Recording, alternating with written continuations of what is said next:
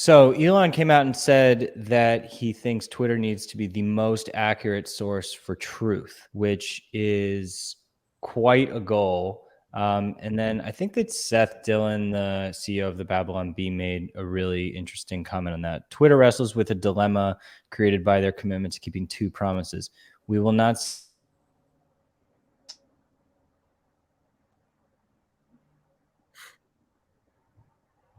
censor anything truthful. We will not censor. This whole idea of truth and like accuracy versus free speech, because obviously there's a lot of non-true information that still counts as free speech. So I'm curious what you guys think about that comment.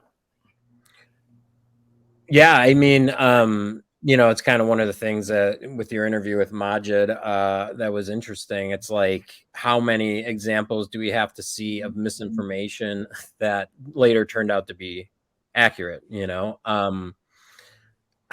I don't know. I mean, can you create an algorithm? Can Twitter somehow, fact check? Then we get into the fact checking and how problematic that is. It's a tough situation. Yeah, I mean, the goal of having true information is obviously a great goal, but the goal of having free speech is also a great goal, but those two things are not the same, and both are very difficult goals to even be successful in one of those areas. And there is a little bit of friction between them, because if you're saying it's going to be the best source of accurate information, and false information it kind of gets into taking down false information, which is, we've gotten a taste of it this weekend with Kathy Griffin and h3h3 getting banned. Now that's impersonation. Impersonation is actually illegal, and there's certainly dangers of that. However, they're arguing satire. So, things are already getting dicey on like day 6. I don't know what day it is, day 5 or day 6 of Elon's reign. Yeah. So if he's gonna make Twitter the most truthful source of information, that means that he would be most likely censoring what he considered disinformation. So we're back to the same idea of who are the fact checkers here. Is he going to have his own group of independent fact checkers? Is he going to actually like censor what he considers disinformation? Well, he's been pushing a rebrand of Birdwatch into Community Notes, which you saw this funny quibble between him and Dorsey like this morning, where Dorsey was saying he thinks Community Notes sounds like a Facebook cheesy name, and Elon said no, Birdwatch sounds like a sketchy, like creepy dystopian name. And I do think that Community Notes is incredibly powerful, and it's similar to like a jury system on Minds. And so I think that you can leverage that kind of citation system to make sure that people understand what is true and what is not as much as possible with the power of the crowd. And so I don't think that the existence of that necessarily means that he would want to ban anything that isn't true. And maybe the notes feature would just help show when things are true and not true. But I just find it very I find his approach very odd with going after the whole permanent ban, like specifically saying, if you want to go to his post, Sean, specifically saying I'm going to permanently ban for I think it's this one. Going forward, any Twitter handles engaging in impersonation without clearly specifying parody will be permanently suspended. Yeah. Which is just interesting that he's coming out and using language like that, when a lot of what people were expecting was that we were going to be seeing like paths to redemption, and that permanent suspension was actually not really going to be a thing. Right. Well, yeah. So one of the things we brought up on the last podcast that we did last week was that $8 a month verification. And the way I read this when I initially saw it was, this is how they're going to prevent people, impersonators, from coming into the platform, starting accounts under people's names who are no longer on the platform, and then just paying $8 a month to get verified. That's kind of how I took this, because that's my biggest concern. If the $8 a month goes through and that's how you get a check mark, what are the checks and balances? People should not have the right to impersonate others. We see it on Twitter. There's a fake Donald Trump account that thousands of people think is his real account. There's a new one every day that keeps blowing up, and people are just using it to grow huge channels. They're just pretending that they're Trump. But I mean, why didn't they just make it so that if you get verified, you can't change your name after you get verified, or you lose verification after you change your name? He said that they were gonna add that after. It's just funny that like this is waterfall development that they're doing. Like why did they rush so much only to create this huge controversy that it was totally unnecessary? Yeah. But I mean, they have to have. I mean, that was the blue check mark. That was always the verification process, right? Like, you are who you say you are. And that's why a lot of accounts struggled to get that verification, because it was hard to pin down who was running it and, things of that nature. But, having that $8 a month, which I think is a good idea ultimately. Yeah, there needs to be a way to police that so people aren't impersonating others. So I get it. It makes sense. Rather than banning, Kathy Griffin and Ethan Klein, why not just remove their verification? Like, they were obviously they were towing the line with, it not being a prank, and they were actually trying to cause chaos, for sure. I think that's obvious. And I think it's totally legitimate that they get punished somehow for what they did. Obviously they were going to do that, though. I mean, Kathy Griffin is Kathy Griffin and Ethan is Ethan. But now they just have fuel. I don't see how it was useful, and they could have just removed the verification. And then he has to go and say, we're going to permanently ban. Like, he went like, they kind of proved a good point, to be honest. Like, seems to be a bit of a reactionary, doesn't he? Like, you can see that he has real emotion on display. Like, that's a reactionary move to just like ban Kathy Griffin. It's totally authentic. Like, some people are giving him a hard time because, and he even labeled himself like Twitter tech support or whatever it was. Some people are giving him a hard time for being too much in the weeds. Like, I actually respect the fact that he gets involved in the product, answers random questions from random people about little, characteristics of the app.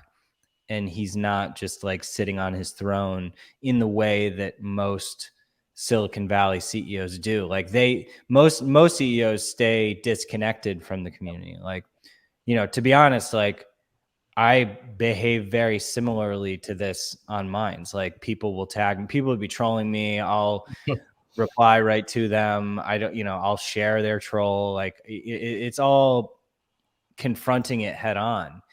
So that's all cool. But it's just funny, that this is the initial wave of dev that they focus on. I understand verification is a very important thing to start on, but meanwhile, staying silent about a lot of the other issues that people really care about, namely transparency, algorithms, reinstating accounts. And I know he did say that there's a content moderation council coming, and I'm sure that they're working hard on all of that stuff. So I would imagine there's going to be something happening. But I'm becoming more skeptical that Twitter is going to be meaningfully different. It'll be different. It'll be better than a lot of the other big tech, but I do not think that they're going to open source the code. I don't either. I'm retracting my prior optimism. I don't even think it's going to be necessarily full free speech. I mean, he already said himself, like, that hate speech isn't allowed, and like, that's just how do you do that? You can't do that. That's You not can't, free yeah. speech. You can't say that. That's the whole point. It's literally the whole Yeah, point right. of free speech. Does it count And it as- sucks. And it sucks because I look like the asshole because I'm like, oh, you gotta hate speech. Gotta should have hate stay. It's speech, like, I don't man. want hate speech. Like I want hate speech less than anyone else. But like it's such a subjective term to who's defining it. So it's like who's defining it, Yeah. and it's all that matters. And like if he's defining it, then I don't know. That's I was exactly the surprised to thing. see him say that. Well, he's I was just kind not of let down. approaching the arguments. You can sort of tell that he hasn't. I mean, I think he's thought about a lot of this pretty deeply, but in terms of hate speech and free speech and kind of how they interoperate and how they coexist, like he hasn't thought about it in the context of our research paper, censorshipeffect.com, for anyone who hasn't read it, showing how free speech is the antidote to hate speech empirically through lots of research showing that censorship causes increased radicalization. That's the argument that he needs to be bringing up, as opposed to saying, oh, no, we're not going to have hate. Like he's backing himself into a corner with the ADL and all of those people that's going to be very difficult to come out of. Yeah, that's true. I was listening to so go ahead, Jack. Sorry.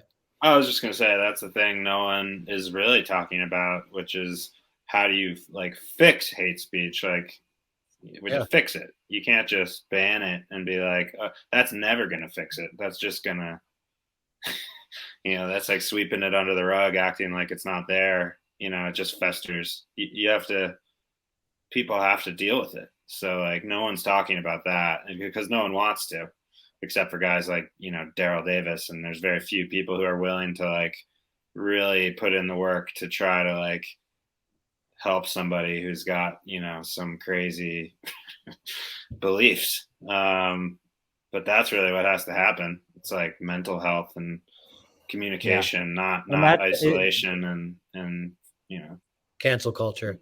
That's a key angle. It's like fix the problem. Start to look at people's mental health, bringing up, you don't even hear that phrase, fix hate speech. It's always get rid of hate speech, or it's people saying, or ban it, or people saying, oh, well, what is hate speech? Like it's, but the definitions absolutely matter. And that's where it'll be interesting to see what they come out with in terms of a content policy. So let's look. So meanwhile, while all this is happening, you've got somewhat of a migration happening out from Twitter, mostly of people who hate Elon and actually want more censorship. And so if you could go to the next tab, Sean, with Alex Franas. So you've got the Mastodon may not replace Twitter, but at least has better leadership. So bring up that photo bigger. So this is Mastodon doesn't have a CEO. It's a nonprofit, but I think that this is a CEO of like of a company that maybe is built on top of Mastodon.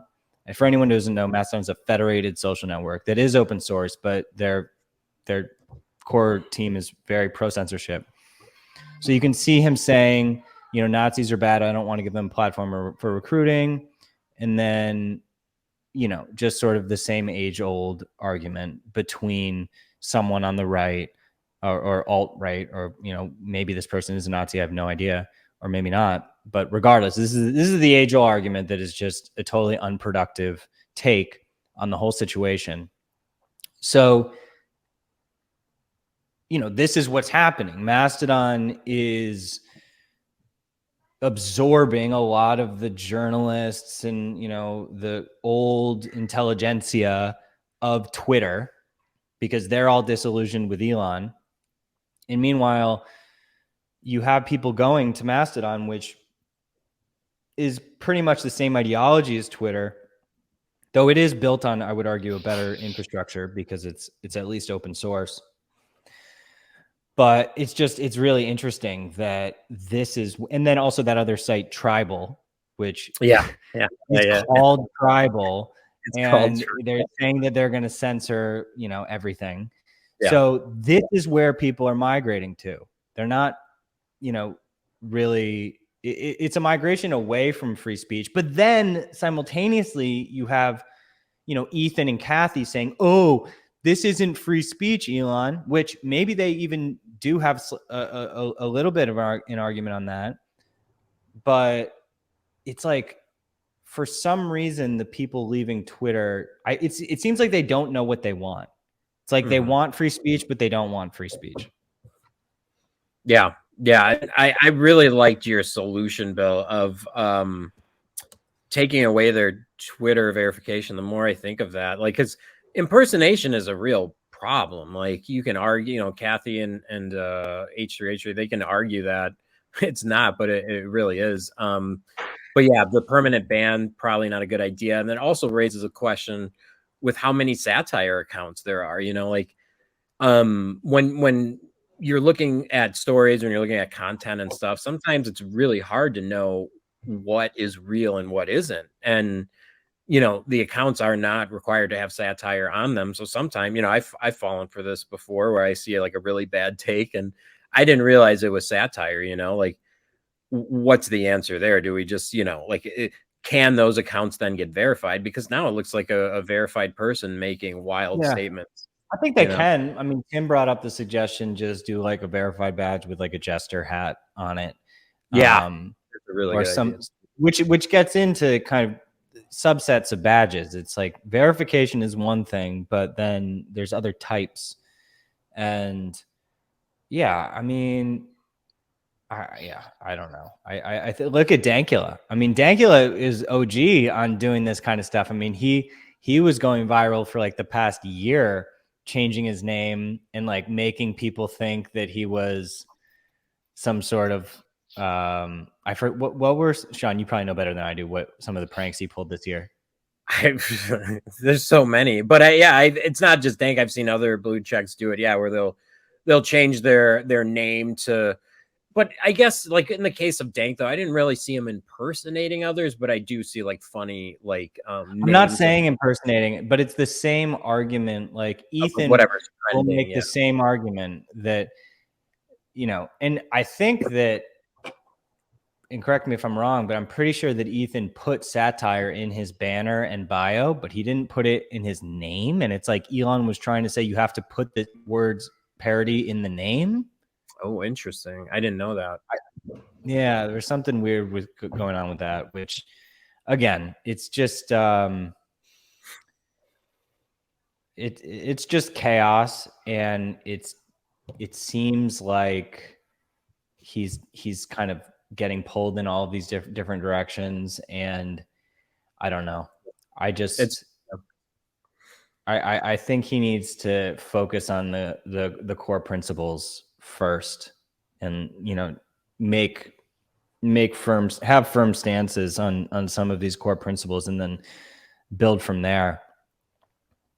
Yeah, but in any case, the one of the things that you brought up with the interview with Majid that I thought was very interesting, I didn't know this. Facebook Messenger is the #1 source for child pornography on the planet, which I was like kind of just blown away by that. What, like, Bill, like, from an engineering side, Majid brought up a really good point. He's like, if I put up something that's deemed information or it's political or whatever the case, like, the platform's able to like label that and flag that immediately. Why are they having such an issue with, like, terrible content such as that? And what's the issue there?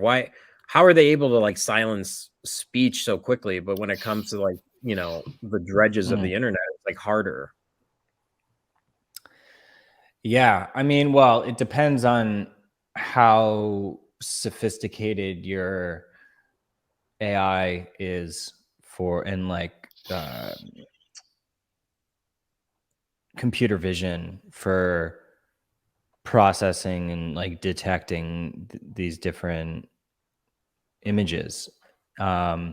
So, and obviously I think that Twitter and Facebook and big tech typically have, super advanced tools for doing that. So yeah, I don't really know the answer. I mean, I know Eliza has been going hard after Elon for kind of not bringing up the issue for the first week or so. But I mean, I think that they are decent at it. I don't like what's interesting. I haven't heard from Eliza. Like, I don't know how bad the problem actually is on Twitter. But I mean, they do have tools. So I'm kind of I'm not fully understanding your question. Like, It's you're just, saying why is the problem so bad?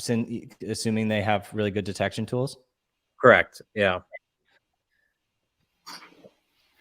I mean, yeah, I don't know. Maybe Twitter's tools aren't as good as Facebook's or something. But Gotcha. it's hard. I mean, we luckily, have, almost none of that content historically.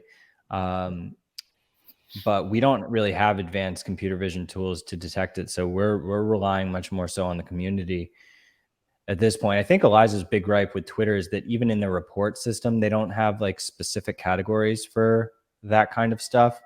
For anyone who doesn't know who I'm talking about, Eliza Blue, she's like a very prominent child sex trafficking kind of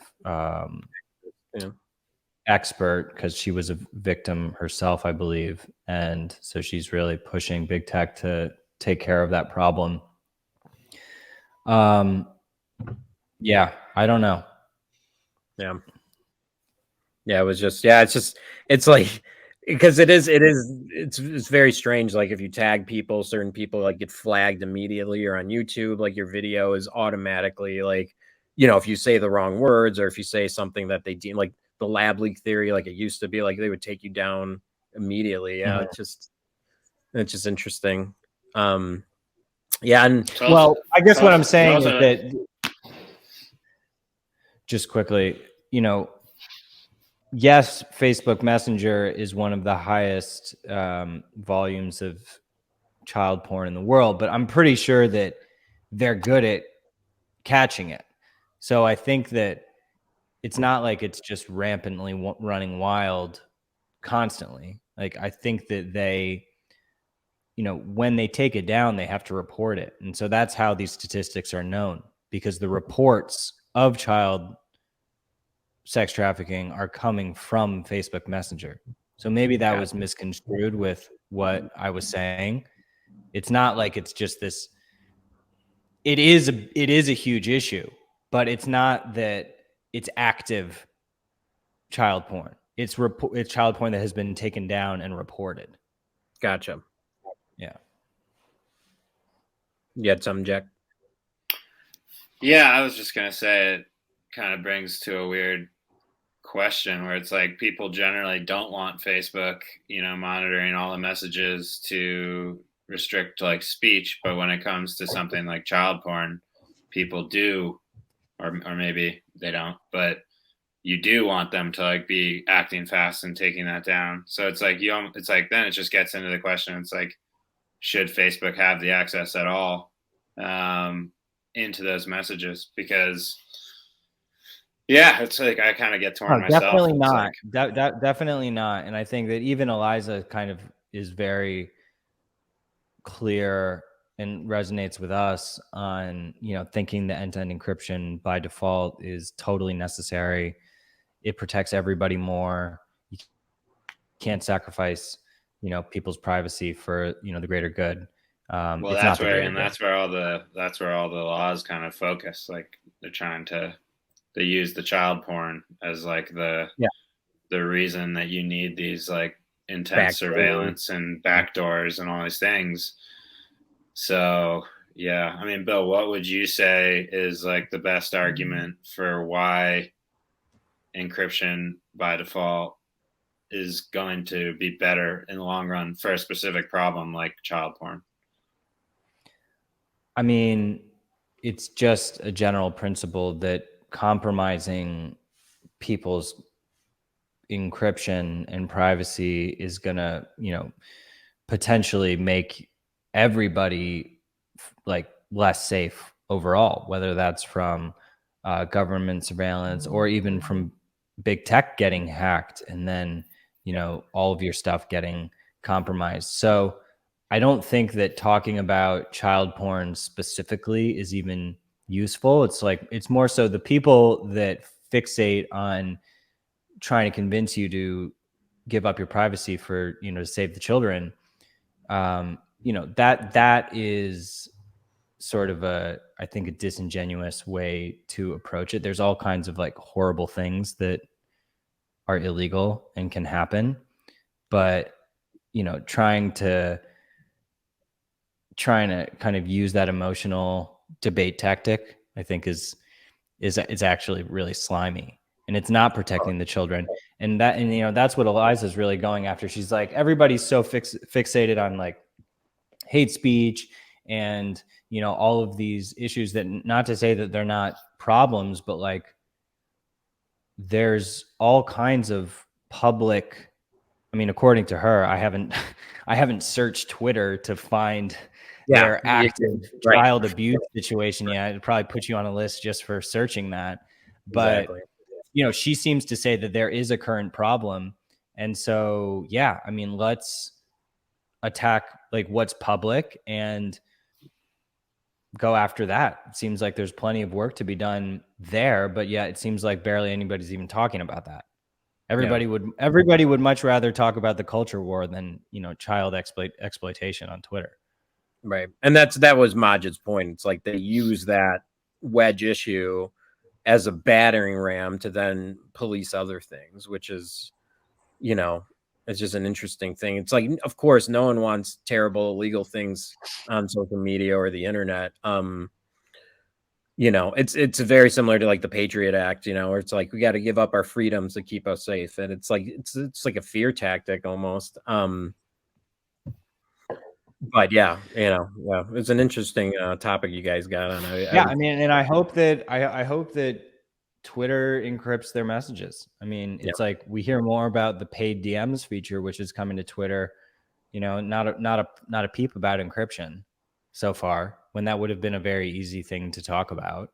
Yep. So, how much you want to bet it's just like a huge technical complexity? We know that it is. We know that it is.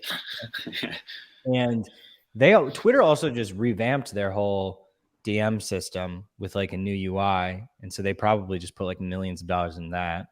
And I don't know. I don't want to speculate too much, but it's just frustrating that, and everybody is so bleary-eyed.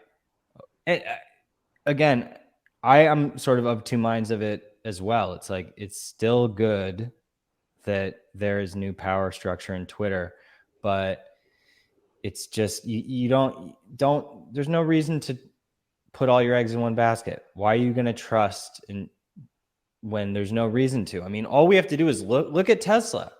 Tesla is probably what Twitter is going to turn into. A good company that does certain good things for the world, but it's still a dystopian surveillance AI nightmare. And just look, Elon has not been transparent about Tesla's AI. Why is he going to do it with Twitter? And I was reading over. I've always had a feeling that the whole reason he bought Twitter was, to train the AI. Not even. This is all just smoke and mirrors with the verification. If you listen to his TED Talks and stuff, that's what his goal is. His goal is to create the best AI system in the world. He thinks everyone's going to have a personal robot that can just, do everything for you. And that's what he's trying to do with the cars. And but what he needs is training data, and Twitter has probably the best training data about, humanity inside the house, for better or worse. But yeah, exactly. Because your location in your house, in your movements in your house, because Tesla has all of the car data, but Tesla is not in everybody's pocket yet. Right. And now Tesla is about to be in everybody's pocket. And again, they're getting everybody's thoughts, at least the people who post on Twitter, they're getting emotion. They're getting so much. Facebook and Twitter definitely have the lead, I would say, in terms of what you'd cultural want to build it, what you would want to build an AI machine that represents like humanity. And that's scary because, you know, you talk about people always saying how toxic those places are. So if that's what we're training the AI with, then, you know, that scares me, man. I don't even have a problem with training the AI. Like, you know, we train machine learning models on mines for. Yeah, that's like a microcosm of it. For detecting spam and whatnot. But like, so like training AI is not an inherently bad thing.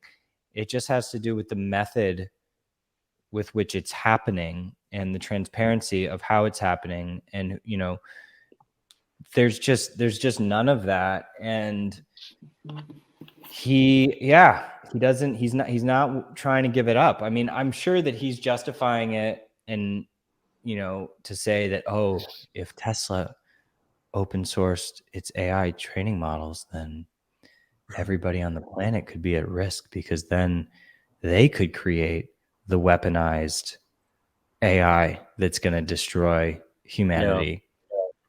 Though, you know, go Was ahead. that your Elon voice or what Yeah, that was. I don't know what that was. What I would argue, though, and to Jack's point, like anytime they run these experiments with like the communities, so-called, you know, training the AI, it always ends up in a disaster. And the AI is saying like the word Nazi and daddy and a bunch of other stuff, you know, like it'd be interesting to see if like I think it was it Google's done this, you know, where they've worked with their AI to, you know, respond to certain things. But anytime it's kind of like open to the public, it seems like it's a disaster. I don't know. No, I disagree. I mean, it's going to keep getting scary accurate, and Really?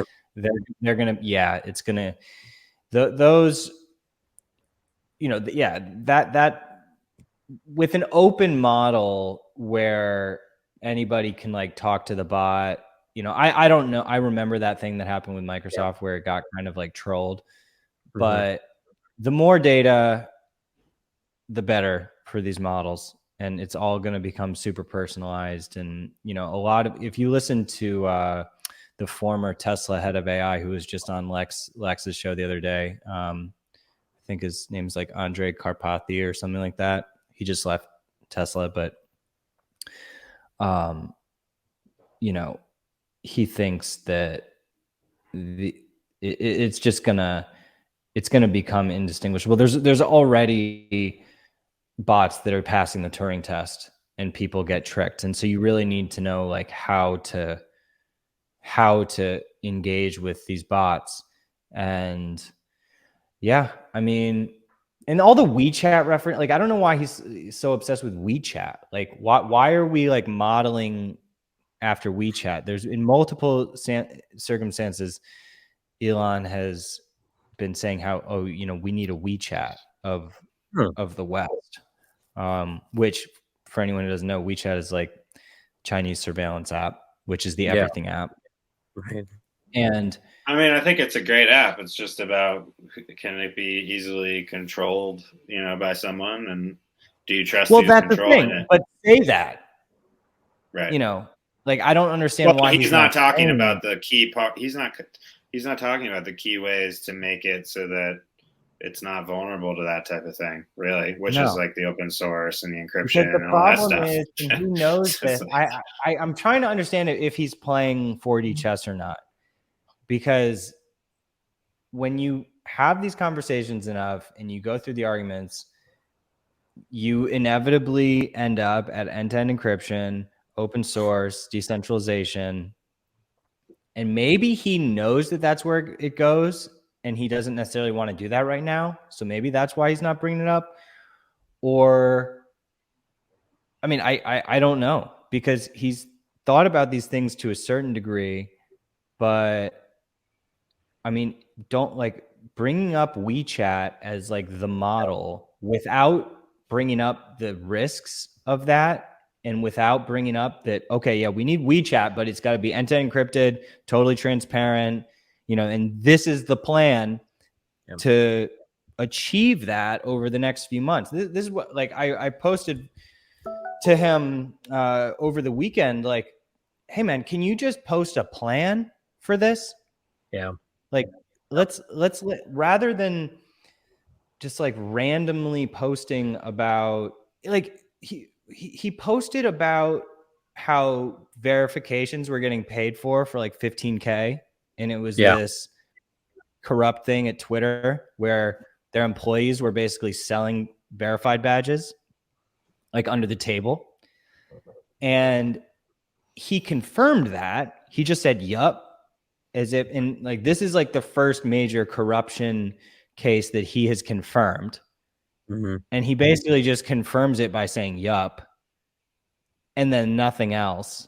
Meanwhile, there's all of this other stuff that everybody is chomping at the bit to understand what is happening behind, under the hood at Twitter. And it's just, it seems like maybe it's just an overwhelming amount of sketchy stuff that they don't even know how to handle. But I just don't know why he would respond to that one. So what do you guys think? Well, I think, at the end of the day, I think everyone, doesn't matter what side you're on, we're kind of getting, it's moving quickly.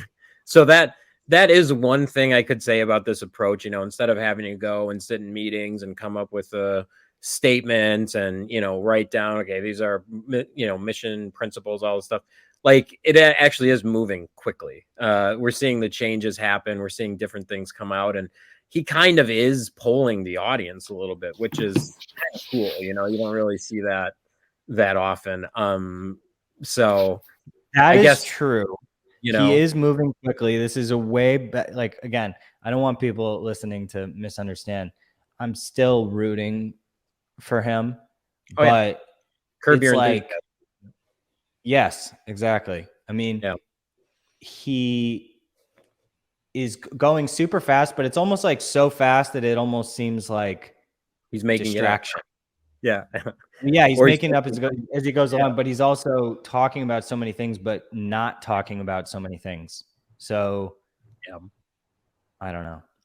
Well, you had talked about the WeChat angle, which is interesting. Like, Zuckerberg, when he was talking to The Verge a couple weeks ago, he flat out said, look, we're taking TikTok's algorithm, we're taking the way TikTok operates. And, I don't know where you guys stand on TikTok, but I personally think it's like one of the most successful Chinese spyware apps ever created. And the fact that, Meta's multi-billion-dollar company is emulating it is a little scary, and instead of worrying about the problems with it, they just want the clicks. They want they want the way it works. And, so, I mean, I thought so with hyper personalization in the algorithms, like the way that we have done it on Minds, it's all pseudonymous and it's not actually connected to your identity. Like, we don't even know these buckets that our users are in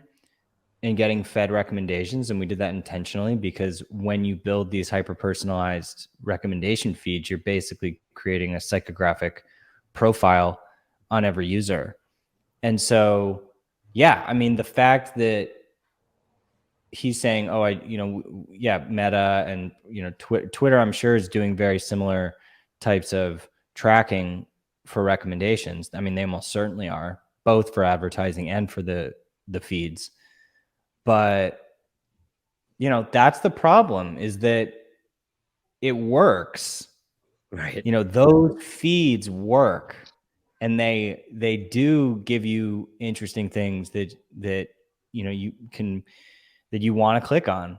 And so if that's the direction things are going, it's almost like we're asking for our own surveillance, because how do you think that those recommendations are given? Yeah, it's a tough call. If you turn that off and just decide to go into more of like a generalized pseudonymous bucket, the recommendations are not going to be as good.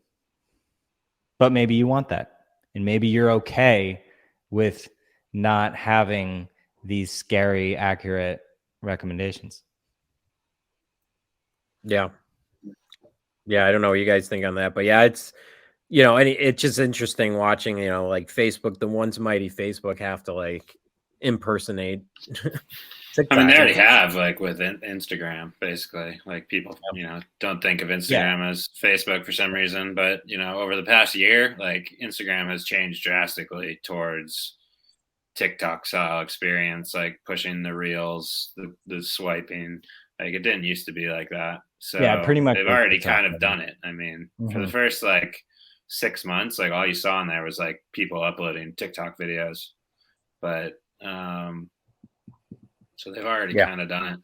But I mean, it's dangerous. And that's why, again, it's just like the underlying principles of it is where it comes down to. It's like if you're creating these dangerous tools that are like completely proprietary and like controlled by a handful of people who you don't necessarily trust, then, they can abuse that power and like use it for lots of potential bad reasons. So we need to try to figure out a way to, because like the experience of those apps is clearly great. Like Bill said, I mean, that's the reason billions of people use these apps, and TikTok is wildly successful. Like you sit down and it's just like entertaining video after entertaining thing, and you just like, but the problem is you just, you don't really know what is happening, and you don't really know what the data is how it's being used, who it's being given to.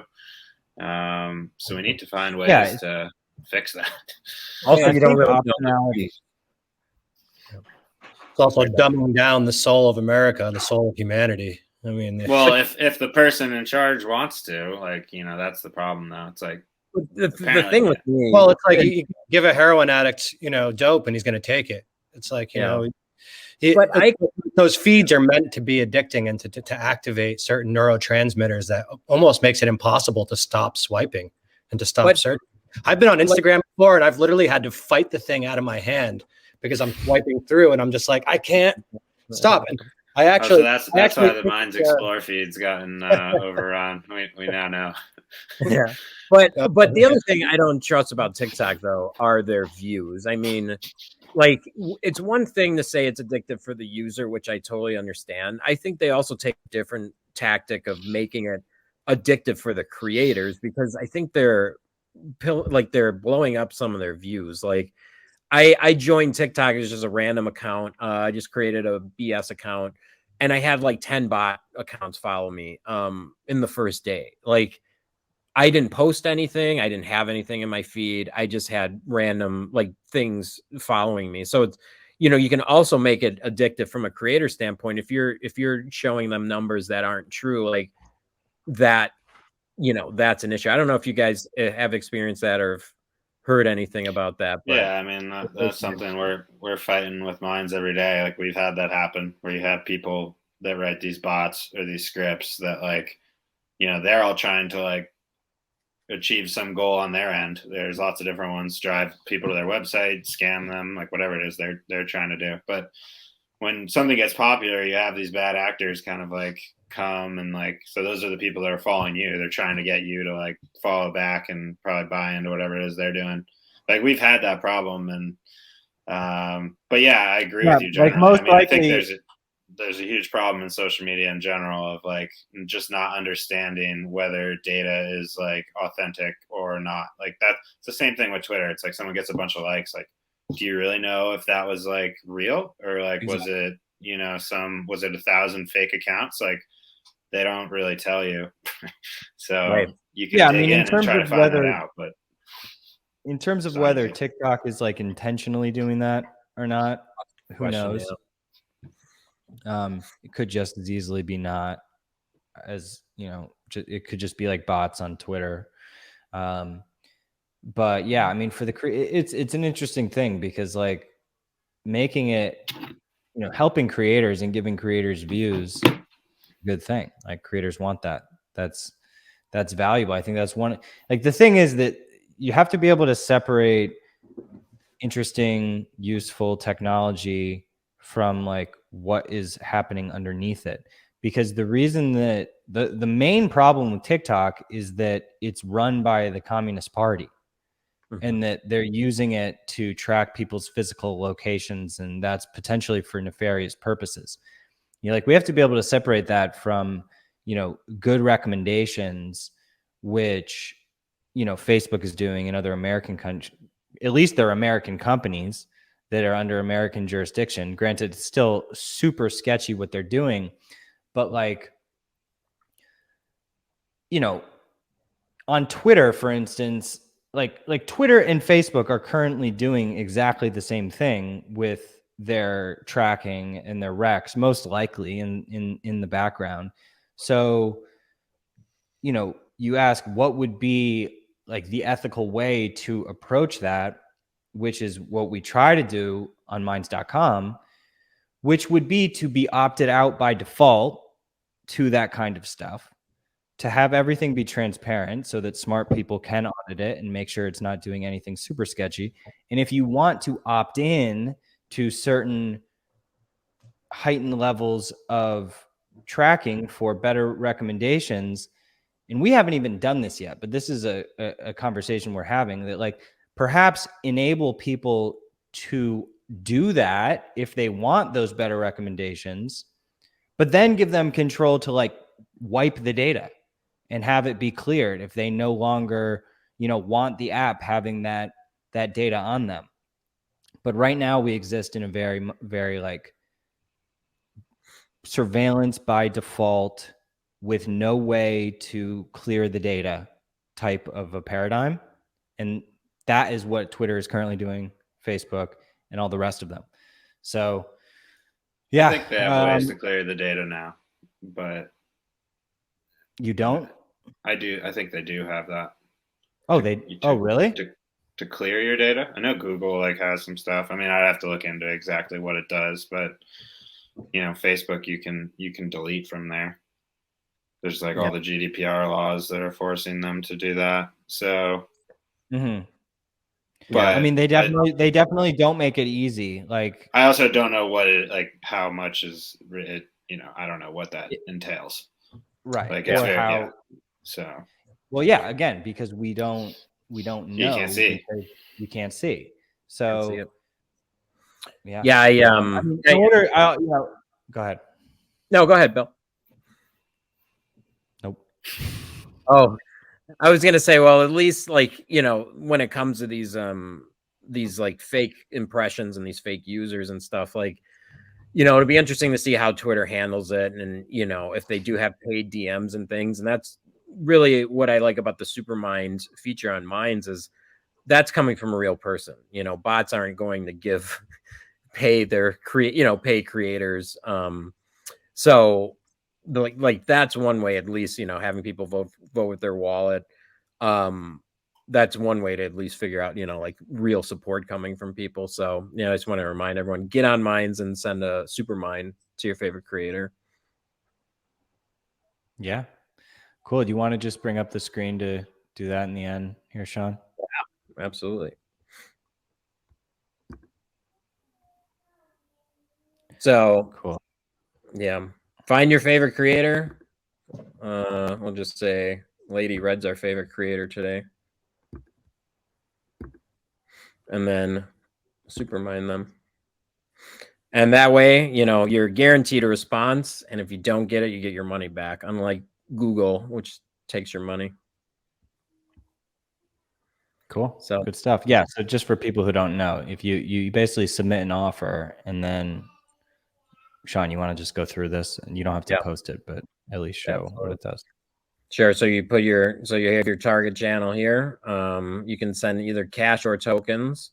Let's say it's a cash offer. You enter your amount that you want to send here. We'll say it's $10. Then we save it. And then you can type in your question. You know, what is your favorite holiday? And the nice thing is, sorry, I wasn't typing. There you go. Yeah, and the nice thing is, if the creator responds, you know, they get the offer and then you get a response. If they don't, you get your money back, which is really, really a really cool feature. Good stuff. Well, you guys see where to follow us on Minds. Until next time.